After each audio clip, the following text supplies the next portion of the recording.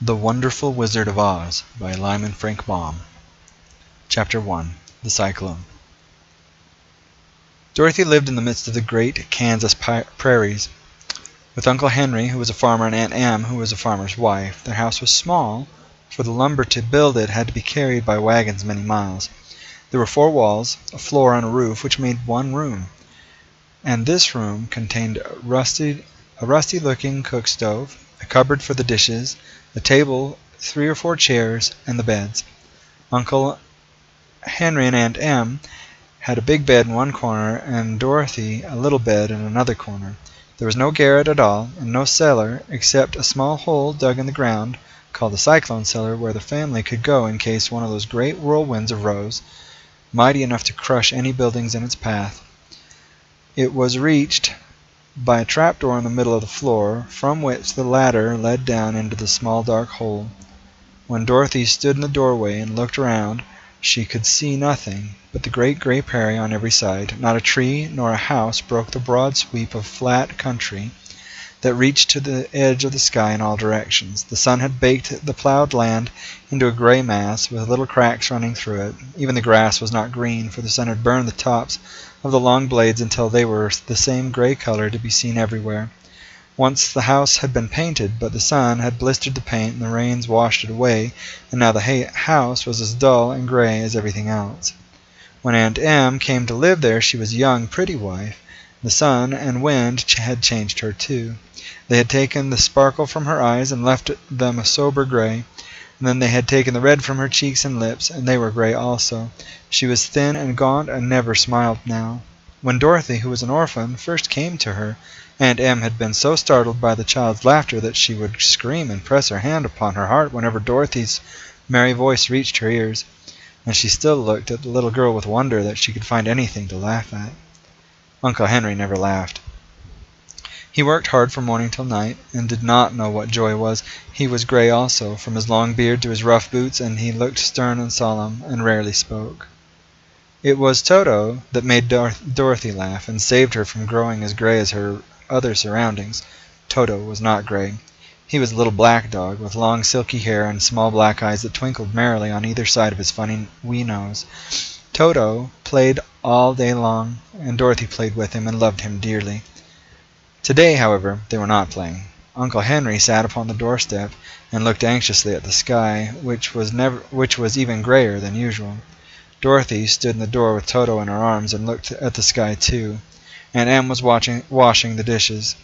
From the far north they heard a low wail of the wind, and Uncle Henry and Dorothy could see where the long grass bowed in waves before the coming storm. There now came a sharp whistling in the air from the south, and they turned their eyes that way and saw the ripples in the grass coming from that direction also. Suddenly Uncle Henry stood up.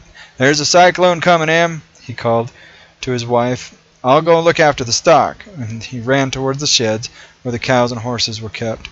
Aunt Em dropped her work and came to the door. One glance told her of the danger close at hand. "Quick, Dorothy!" she screamed. "Run for the cellar!" Toto jumped out of Dorothy's arms and hid under the bed, and the girl started to get him. Aunt Em, badly frightened, threw open the trapdoor in the floor and climbed down the ladder into the small dark hole. Dorothy caught Toto at last and started to follow her aunt.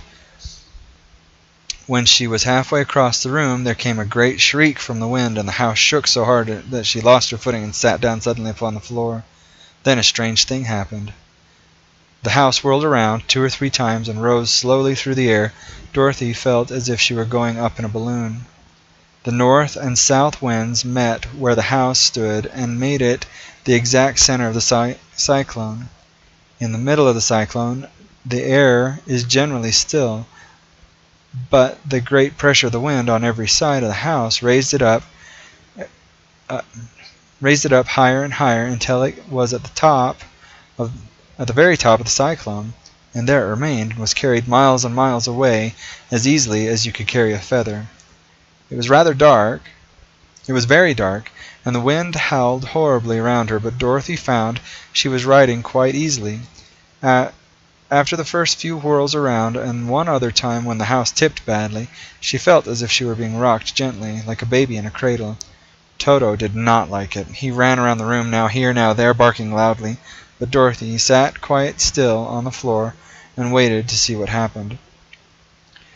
Once Toto got too near the open trap door and fell in. At first the little girl thought that she had lost him, but soon she saw one of his ears sticking up through the hole, for the strong pressure of the air was keeping him up so that he could not fall. She crept to the hole and caught Toto by the ear and dragged him into the room again, afterward closing the trap door so no more accidents could happen. Hour after hour passed away, and slowly Dorothy got over her fright, but she felt quite lonely, and the wind shrieked so loudly all about her that she nearly became deaf. At first she wondered if she would be dashed to pieces when the house fell again, but as the hours passed and nothing terrible happened, she stopped worrying and resolved to wait calmly and see what the future would bring. At last she crawled over the swaying floor to her bed and laid down upon it, and Toto followed and lay down beside her.